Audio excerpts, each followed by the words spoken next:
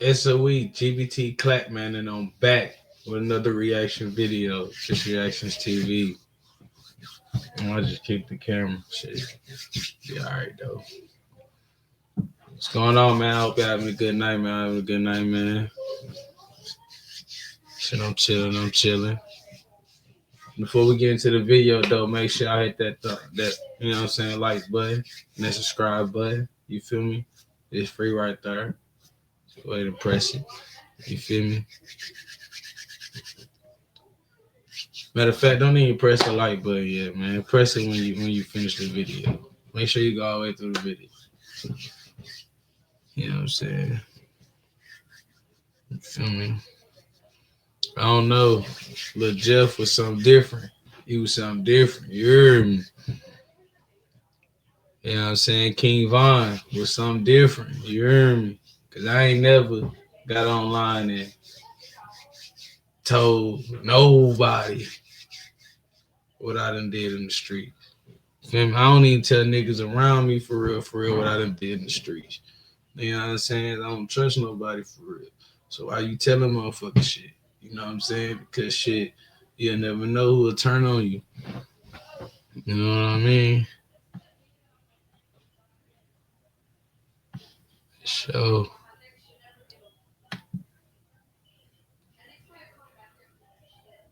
yeah, I'm not on the damn thing. Hold on. My fault, y'all. Bap, there I am. My fault. There I am. Poof. See how I did that? Y'all see how I did that? I just poofed up on y'all ass, huh? Yeah. Poofed up on y'all ass. That's what I did. I poof. I'm here. But yeah, man. I don't know. That was different though. But yeah, man, we about to get into it, man, and see what's going on with him, man. As I did my first video, I don't think I did a video on Lil Jeff yet. But I'm about to do my first one. Let's get into it though, man. For sure though, hit that subscribe button. I don't give a fuck. As soon as you click in this bitch, hit the subscribe button. You know what I'm saying? Shit. But you can wait to hit the like button to the end. You feel me? Your choice. You feel me? But I tell you all the time, it's free.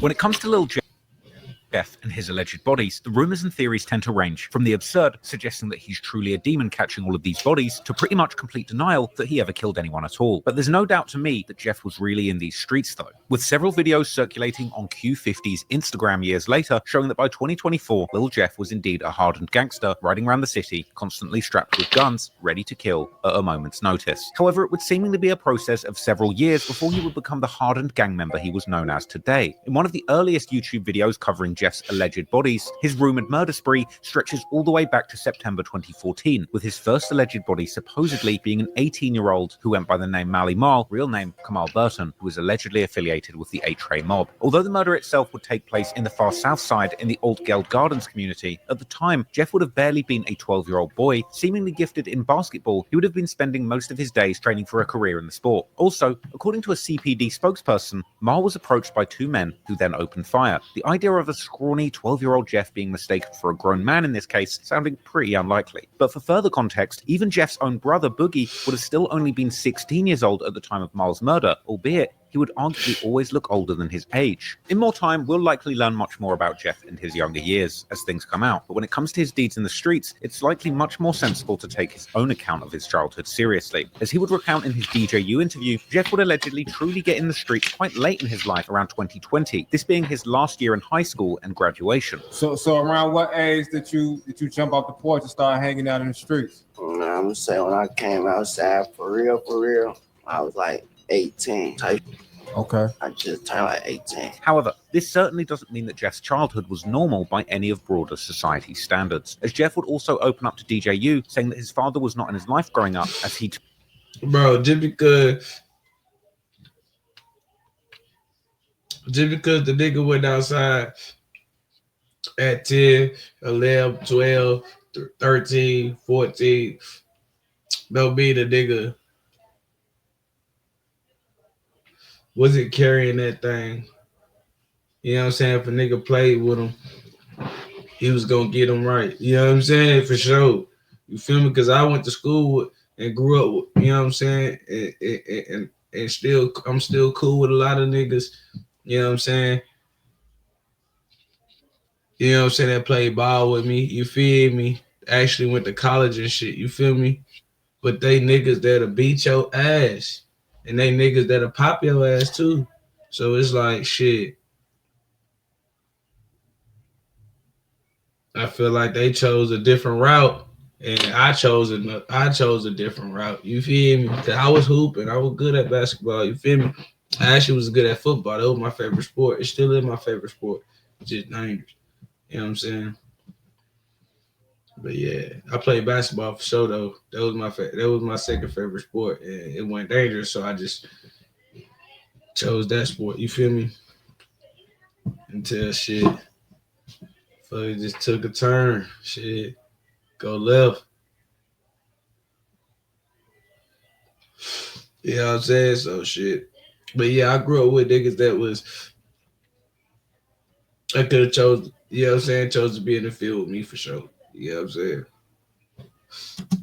As he too, quote unquote, stood on business. This perhaps being a reference to Jeffrey Harris Sr.'s alleged time in the streets with the 068 C block. Let's say back then he went around. So it was acting weird as shit.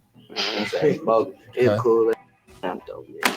He be doing what he do. So how did that affect you back then though? Not having pops around. OG stood on business, so you know, that shit didn't matter for real. But moreover, as we know now, Jeff's big brother, Jay Boogie, had clearly been in the streets since at least the early 2010s, which would seemingly affect Jeff's life and his experiences growing up significantly. And I'm doing that. I've been seeing my whole life, you know what I'm saying? I told you I got an older brother, so this ain't nothing new for real. It's the same shit I've been seeing. Anything I was doing, I saw already. One of these significant moments in the young Jeff's life would of course be witnessing the murder of Kenny Mack. Whilst another incident that affected Jeff growing up was his family house getting shot up with one of the bullets, according to Jeff, whizzing by right next to his head. So can you tell us like who introduced you to the street life? My brother. Your older brother, right? Yeah. Okay. And how was he showing you the ropes? Let me tell you, my crib got shot up when I was like 14. I was some stupid. The bullet that flew like right past my face. They had shot the back and the front. Then they blew the car and set that on fire. It was bust. I ain't gonna lie, it was going on. They almost hit me, though. You know what I'm saying? Though, shit like that. That play a part. All type of just seeing that shit every day. I was seeing it every day, you know what I'm saying? So like everything they was doing, I was seeing that shit all the time. Just like I'm doing right now. It's just I'm a part of it now. So now, it's important to remember that while Jeff would seemingly appear in the drill scene almost out of nowhere, he was always the product of his environment, and that environment being one of the most dangerous in the whole of Chicago during the 2010s and beyond. When it comes to Jeff's time in the streets after 2020, when he supposedly got involved with the Bloodhounds heavy through his brother, there's still no shortage of alleged victims that are commonly or less commonly attributed to his supposed double-digit body count, with even the YouTuber who had originally published one of the first supposed body lists of Jeff spinning back with a new video sometime later, this time including only names post-2020. One of the more obscure names on this list of people that Lil Jeff allegedly took the lives of was an alleged member of the crew Hit Squad by the name of Lil Gutter, real name Ronnie L. Sistruk Jr., who would lose his life in 2021 around the same time when the young Bloodhounds such as Vert and Jeff would allegedly be responsible for the deaths of the H-Ray members Clay and crew, with Gutter being shot down on the 13th of May 2021, eerily exactly 1 month after the murder of crew on the 13th of April. Gutter would be caught on the 700 block of 79th Street, this location being a mere 4 minutes walk from the intersection of 79th and Maryland, one of the main spots that Jeff and other Bloodhound members have claimed in their music videos. However, when it comes to any actual proof that Jeff or the Bloodhounds were behind this murder, the evidence seems to be slim to none, with this particular case further muddled by the fact that Hit Squad would have another, much more known member called Gutter too, who would unfortunately also end up losing his life, in this case in 2015, allegedly by the Bloodhound-affiliated set MTV 079, whose members have commonly dissed to this Gutter over the years too. Another less commonly heard name in this YouTuber's list is an alleged member of the Evans mob called Black, real name Roger Lewis, who was a 33-year-old OG of his block, shot dead in a drive-by whilst driving in March 2022. The only problem with this theory is that Black's alleged killer was in fact charged already the following month, in April 2022, and is now serving his sentence for the murder. Also in 2022, Jeff would end up losing someone seemingly very close to him, a man named Jamarian Loston, better known in the streets as J-Mo, who was allegedly part of the 06679 alliance. There are some rumors that claim that it was this murder that motivated Jeff to catch his first body as revenge, this victim getting allegedly caught outside of a corner store or gas station, as Jeff and other bloodhounds have implied in several songs. Later on, there would also be some rumors surfacing online that Jeff was supposedly even carrying out contract killings all the way in Milwaukee, with one Chiracologist dropping a picture in the comments of Jeff hanging out with some alleged local gang members from Milwaukee, with this picture being from a music video of the rappers Ghost, 53206, Super Throwed Fay Fay, and K-Rax called Plenty Missed Calls, released in July 2023. This outfit actually being the very same one that Jeff is wearing in his music video for the song N-Words B12, released on March 2023. In fact, even now, K-Rax still seemingly has Jeff as his profile picture on Instagram, which he likely changed following Jeff's death. Jeff and the other bloodhounds would also later make several references to doing contract killings and to Milwaukee, with JB Bin Laden rapping in the song Run But Can't Hide that also features Lil Jeff how the bloodhounds have blood for hire, meaning that they're selling hits too. Whilst Jeff himself would also rap in the song LA Freestyle how someone tripped and got killed and how he's in Milwaukee like the NBA team, the Milwaukee Bucks. Q52 would claim in the leaked song BH4L how people know that he has bodies from state to state and he's clapping people in Milwaukee for money. However, while some people on Reddit swear that this is a fact, there seems to be very little actual proof to back up these claims, and it appears that when it comes to the more plausible rumors, these will begin not long after the death of Z-Money in March 2023, with one of the first alleged victims of Jeff following Z-Money's murder being a young man called Lil Pooh, real name Pierre Boozer Jr., who hailed from Jeff's old stomping grounds, being allegedly part of the Flipside set who repped the 93rd Street. However, Pooh was seemingly well affiliated in the East Side, with his brother allegedly being part of the 95 mob located in the Princeton Park neighborhood, while Pooh was also, according to some, allegedly affiliated with none other than Trap City, with him even having 067 in his Instagram profile name. However, there's very little to be shown about his affiliations on his social media. To the contrary, there's more to be shown about Pooh's connection with the Bloodhounds, although the reason behind these connections could be either affiliation or rivalry. Whatever the case, at the time of his death, Pooh was seemingly living far away from Flipside, Trap City, or Drill City, all the way outside of the borders of Chicago on the 1800 block of 223rd Street in the community of Sauk Village. There, on the 9th of April 2023, a few weeks after the death of Z-Money, police would respond to reports of shots fired and find an unresponsive Pooh laying on the front lawn of his home with multiple gunshot wounds, and his death would soon be ruled a homicide. Unfortunately, it seems that from the beginning, the police had very little to go on to solve Pooh's murder, and they would end up reaching out to the public in the hope that they would receive some clues or witnesses might step forward, but these clues would never seemingly materialize, and this murder remains unsolved. However, in this case, there are several examples of Lil Jeff seemingly claiming responsibility for Pooh's murder. For example, on the 9th of April 2024, the French Chicago drill aficionado Squid8 would make a tribute post to Pooh on his Instagram, which would quickly gather numerous comments of people laughing at his death, which one commenter would ask what he had done to invoke such a reaction, to which Lil Jeff himself would comment saying that Pooh had been dissing Z-Money. Then, a few days before Jeff's death, an unreleased song of him was leaked online, the song having a bar where Jeff seemingly describes Pooh's death, saying how Pooh had dissed Z-Money and now he's gone, before describing someone waiting for him to come home whilst laying in the grass outside his house. This bar seemingly describing exactly what might have taken place before Pooh's murder. On Reddit, one commenter would point out how Jeff had been hanging out with members from Flipside not long before his death, whilst guessing that this is why the song was never officially released at the time. However, on Jeff's posthumous album Stepping in Blood, this song is indeed included with the title In Your Home. But what makes the matter even more confusing is the fact that one of Pooh's good friends from Flipside would seemingly post an earnest tribute to Jeff following his death. And to make matters even more complicated, Jeff by no means wasn't the only one dissing Pooh after his death. Only a few days before the murder of Pooh, a young man would be killed in the community of Park Forest during an altercation at a house party, Park Forest being only a short drive away from Pooh's Sauk Village community. As it would turn out, the killed man was not just anyone, but an actual blood brother of the infamous rapper and Chicago drill, Wooski, originally from the STL-EBT set. His brother, who was called Lowski, real name Ladarius Williams, allegedly belonged to a set called the E-Block, and also apparently was part of a clique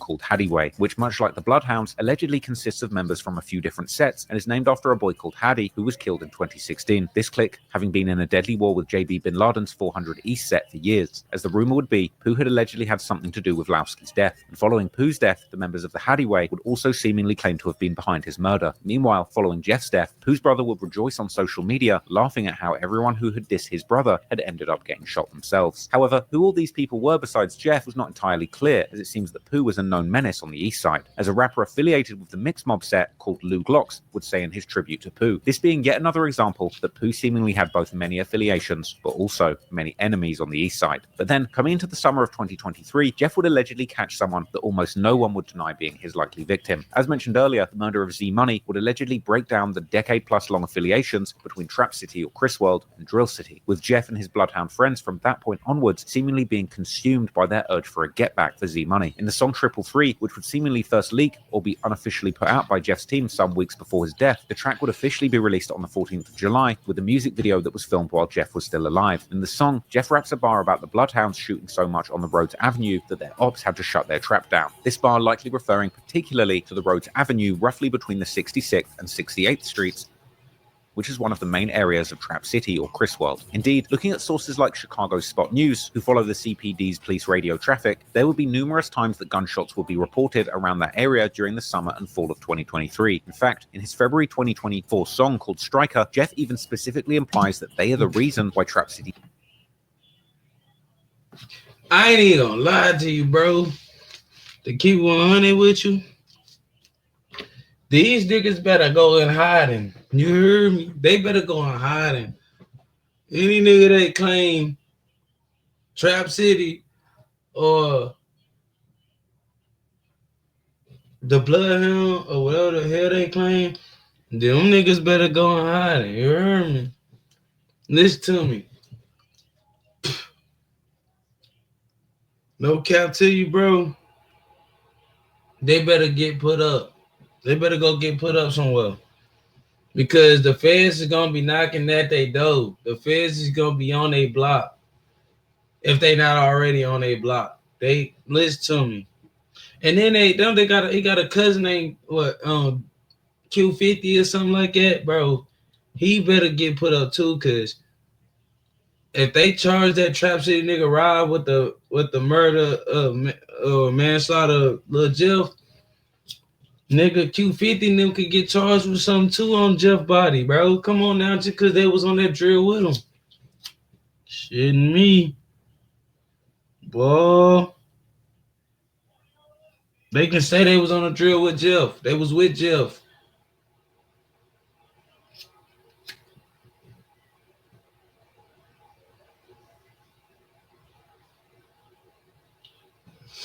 That's crazy, bro. Hey, niggas gotta stop putting shit online. Nigga, listen to me, bro. If it ain't making you no money, fuck that. I don't even give a fuck if it ain't making you no money. If it's illegal, don't put it online. Put everything that's legal online. Anything illegal, take that shit offline, nigga. Don't even post it, nigga. Don't even post it, nigga. I'm a felon, cuz, so you won't see me posting nothing with no gun in it, cuz. You know what I'm saying? I'm not gonna post no video with me standing there near a gun, homie, just because I can get hemmed up quick. You feel me? Real talk. You know what I'm saying? So with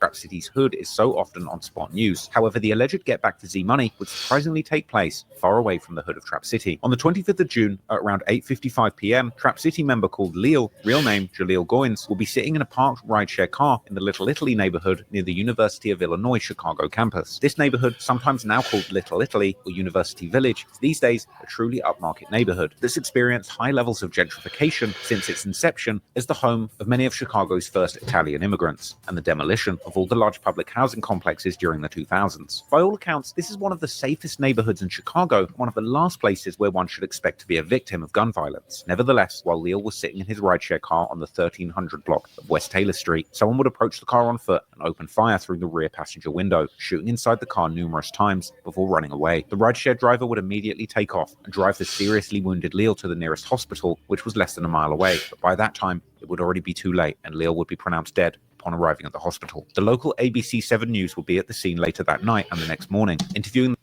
At least they didn't shoot the rideshare driver. You feel me? At least they didn't shoot his ass. Niggas is killing too many innocent motherfuckers, bro, to say they in the streets, bro. Come on now, you can't be in the streets if you killing innocent ass niggas, cuz. Come on now. You killing motherfuckers, they ain't got nothing to do with your beef, cuz. You ain't really in the streets.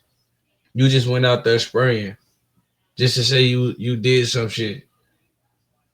If you killing innocent if you killing innocent motherfuckers, cuz, you know, it's plenty of times, nigga, I done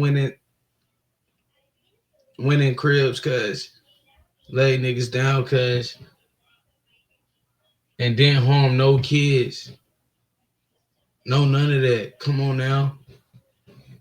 Let me bleep that out too. You feel me? I don't even edit my videos, so I ain't even gonna bleep it out, but still. Come on now.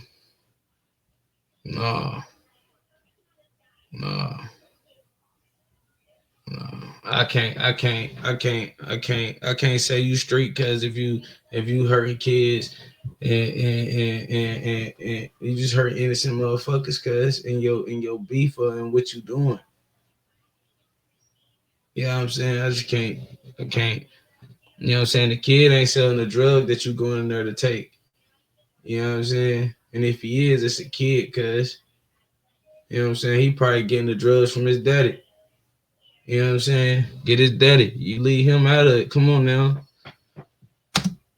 Interviewing the locals who had witnessed the shooting, with one of them explaining how the police may have counted 8 shots on the car window, but she claimed to have heard more than 20. This perhaps said something about the type of gun that was used in the shooting. Well, as you know, these are very busy sidewalks. Here in Little Italy, you often have people walking to restaurants, bars, and stores, and last night was no different. Unfortunately, a young man lost his life, and a young man who is very well connected to an organization that many people in Chicago and across the country are familiar with, Project Hood. This evening, a statement from the founder about condolences and their recommitment to the work they do. Chicago police investigating a fatal shooting yesterday evening. 19-year-old Jaleel Goins was pronounced dead at Rush University Medical Center, but police and nearby residents tell us the incident began in the 1300 block of West Taylor Street, where Goins was a passenger in a rideshare and was shot, and the rideshare driver drove Goins to the hospital. I knew it was shots, and like I said, I was in my bedroom, and I kind of ran like on the side of my bedroom, on the other side of the wall, because, you know, bullets don't have eyes. I thought that was it. This woman was outside to meet someone. She tells me she was looking down at her phone, then heard the shots. She thought I'm going to keep it 100. Y'all going to say it could have been anybody. But 9 times out of 10, if you beefing with somebody, who you think it is? You know what I'm saying? If I'm beefing with somebody, right, say I tell them, when I catch them, I'm going to kill them. Bro, do you think they going to let me sit there? If they see me at the store, you think they going to sit there and let me walk freely in my car and drive down the road to my house and sleep at night, that night? You feel me? If they caught me tomorrow at the stove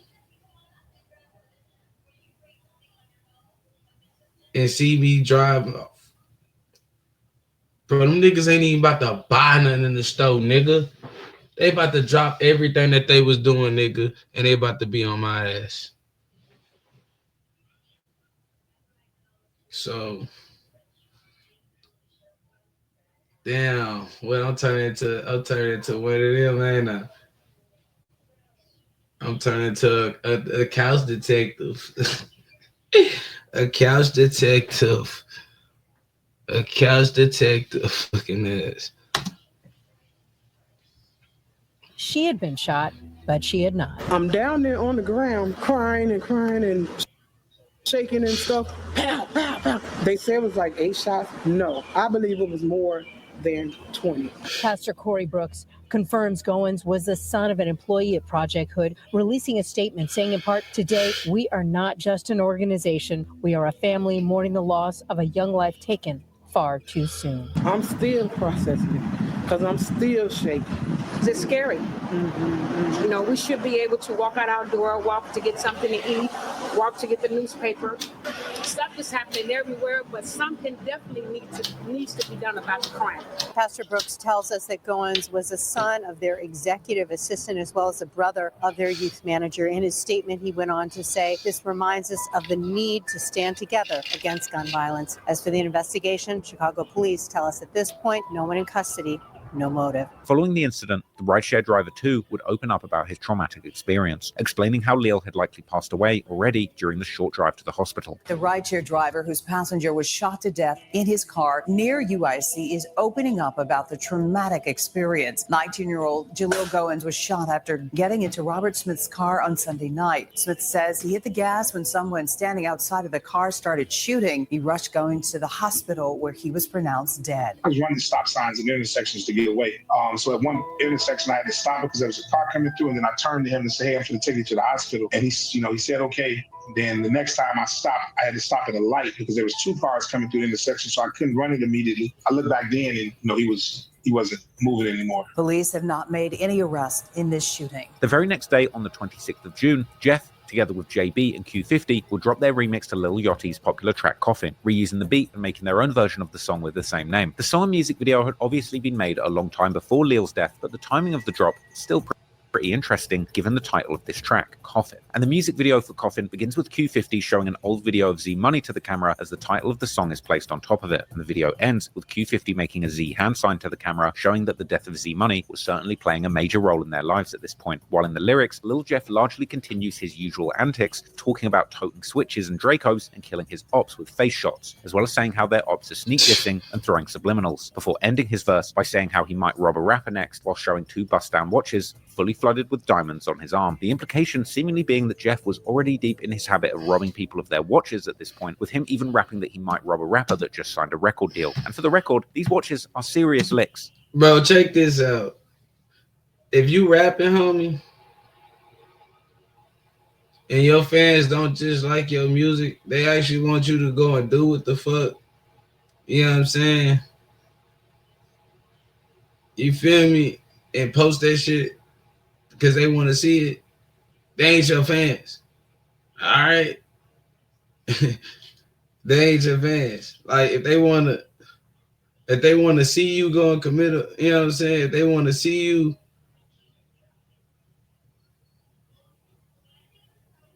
talk about if they want to hear you talk about the actual murders you committed,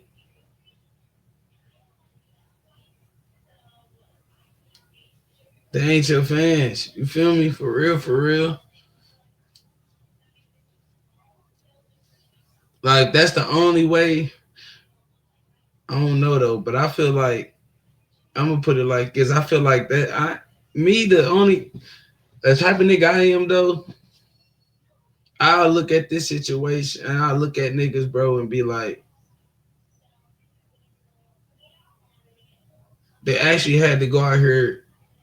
You know what I'm saying? That's not even the action. Let me say it like this, bro. That's the only way they can really, they bars could really flow for real. You know what I'm saying? Is put you know what I'm saying, actual snitch on themselves, basically, in their zones. You know what I'm saying? That's the only way they can, it hitting their heart, shit. You know what I'm saying? You want them to put their heart into it. They putting their heart into it. You know what I'm saying?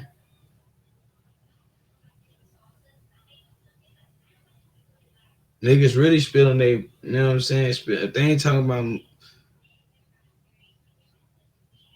you know what I'm saying, money, you know what I'm saying, cars, you know, family, you feel me? They talking about all this bloodshed and shit. Them niggas spilling their heart out. You know what I'm saying? And I mean, shit. Some of these rappers be talking about money and cars and they don't own none of it. But let's get back to the video, man. Rolex. These aren't vintage Datejust we're talking about. The two watches being shown off in this video are serious pieces. One is an iced out Rolex Day-Date, which would be worth at least $33,000 if real, and the other appears to be a fully iced out Audemars Piguet Royal Oak chronograph with Arabic numerals. Now, I'm not saying that this watch is definitely fake, but I did do a lot of digging and I couldn't find a single listing for an AP in two-tone with the same dial layout and the Arabic numerals like the one Jeff's wearing in this video. Like, I couldn't find one at all. It doesn't exist. But I did find very similar configurations to the watch that Jeff's wearing, going for around $50,000 to $70,000. Perhaps it's an AP that's been customized, or perhaps it's fake, as I did find a very similar looking fake one for less than $600. But anyway, after dropping the song Coffin, Jeff would take a few months long hiatus from dropping new music, but he would still remain active on social media. During one Instagram live from this period that's still available online, Jeff describes how they are the reason their ops are dead or in a wheelchair, before Q50 notices someone who appears to be from Trap City commenting on the live how Jeff and Q50 are sharing the same Marnie mask, to which Q50 reacts by beginning to clap his hands, while putting on a smile that can only be described as devious, giving Jeff a run for his money for the #1 joker of Chirac. The other day in a wheelchair, they got shot or they brought a man. Hey, who you talking about, boy? Hey. We was just talking on the phone. We was just cool. So who the fuck you talking about? The martial they said we sharing a Marnie mask. So first grade, we just had a mask that we, you know, that's the hat. What the fuck is that? That's a hat. It's just like this. The clapping of hands would eventually become somewhat of a trademark for Q50 when referring to getting back for Z Money. Everybody probably see y'all got the Z Money tattoo on your face. It's probably real noticeable. You know that? Yeah, right, man. That's that related. That's that get back for my man. That's that get back for my man.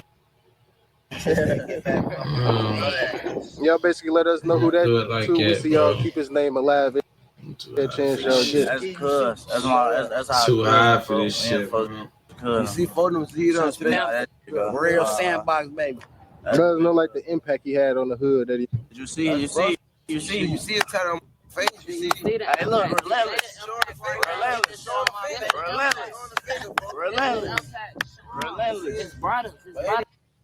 That's like that.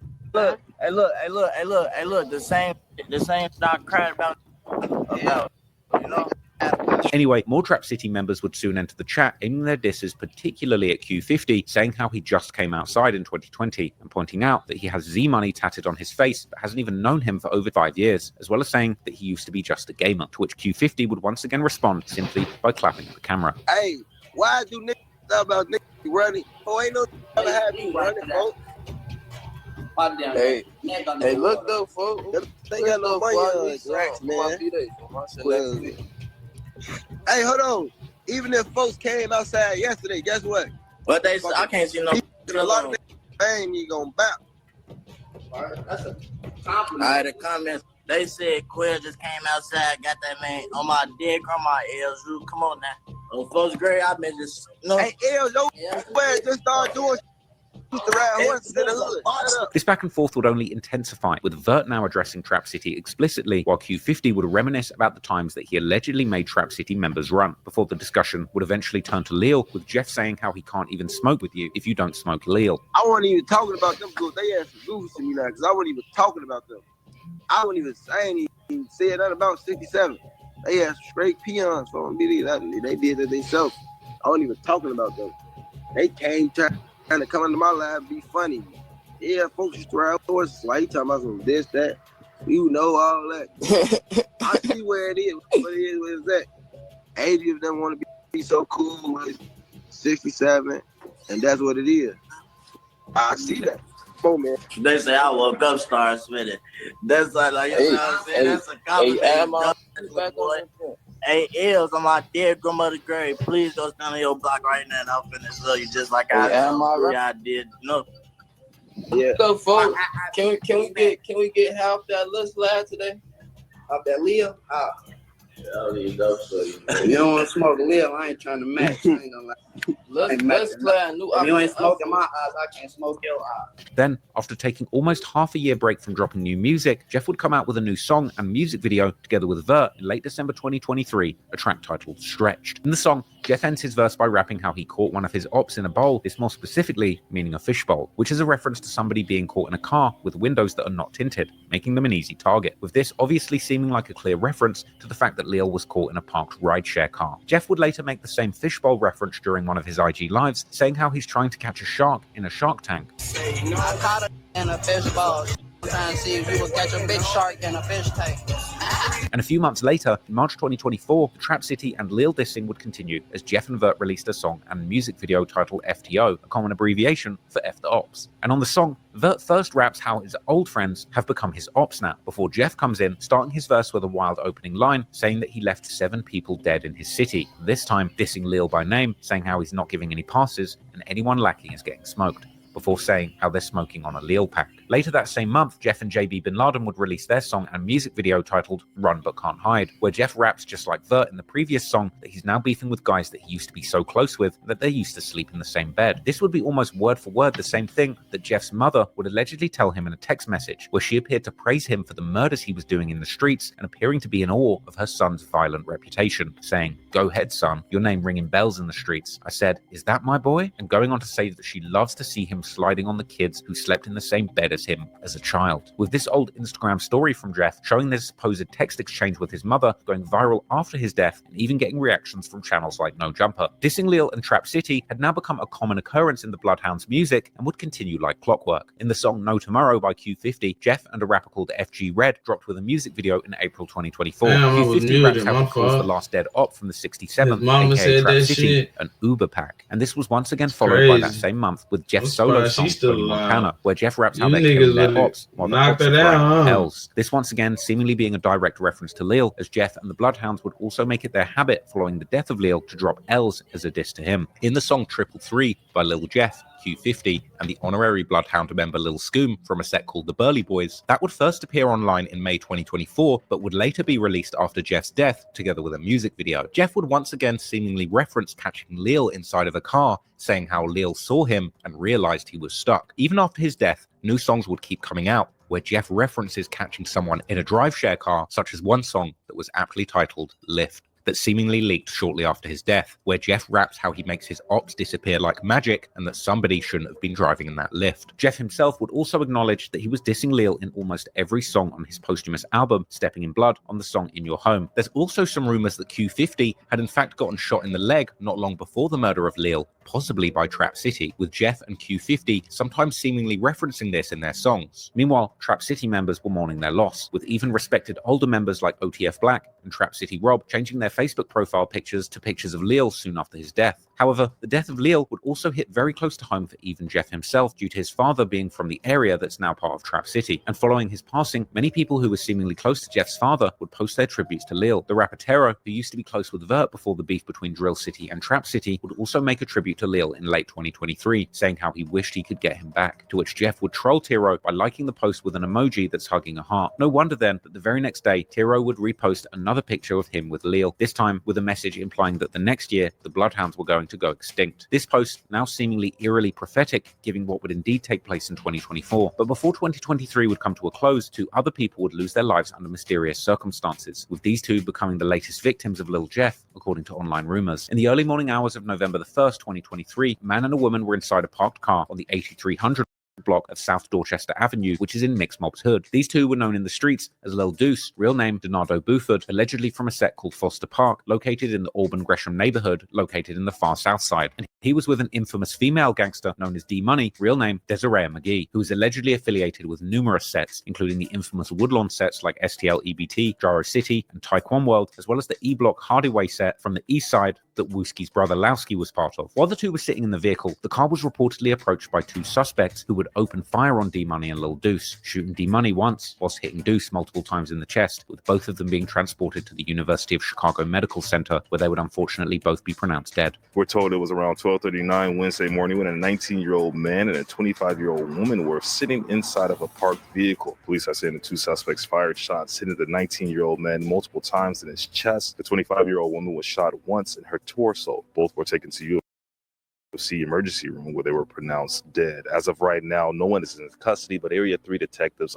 are now investigating this. If you have any information that could lead to an arrest, police would like you to contact them immediately. For now, we're here in the Mary Nook neighborhood. Glenn Marshall, WGN News. This is another one of the rumors regarding Jeff's alleged body count that seems to have very little proof going for it, and many drill fans on places like Reddit and Chiracology have seemed either confused about this rumor or have straight up denied it, with one of the few pieces of evidence used to justify this claim being a post made by Jeff on April 2024 when he would quote an unreleased King Von song whilst adding 10 emojis after the lyrics, with many fans considering this as Jeff literally listing all 10 of his supposed victims, with number 7 of the emojis being a so-called woman's hat emoji. This emoji then supposedly being a reference to D-Money. Interestingly, Jeff would actually seemingly go back and edit this caption, switching the hat emoji to a princess emoji, making it even more obvious that he was indeed seemingly referring to a female victim. The so-called rescue worker's helmet emoji next to it, on the other hand, is much more open for interpretation, with one possible option being that the emoji's red color actually refers to the Black Pea Stones, who were known to rep the color red, with Foster Park, where Lil Deuce was from, actually being a Black Pea Stone stronghold. Or alternatively, Deuce could be symbolized by the crown emoji on either side of the princess emoji, crown being one of the symbols used by the People's Nation gang alliance that the Black Pea Stones belongs to. In fact, in a tribute video for Lil Deuce posted on his Instagram story after his death, his family can be seen putting crown decorations on top of a cake for his 20th birthday. Following the death of D-Money, Jeff would also boast on social media how the Bloodhounds were killing everyone, including women and kids. Hey, Lil Fredo, what you on, Lil Cuz? I still love you, folk, but it's like my little brother feel how he feel, and I'm right, we don't right or wrong or dead. Wrong, you know that. So it is what it is. For I wish y'all the best of luck, but we do spank ass, and you know this person. For real, we really kill kids. Bitch. If it get to that point, it'll make me mad enough. Mamas will start getting all type of my shit known, right? My shit really up and purse fuck with my head. Face ass, neck ass, back ass. It's also worth noting that D-Money was seemingly close with numerous members of Trap City and would do stuff like promote their music and wish them a happy birthday on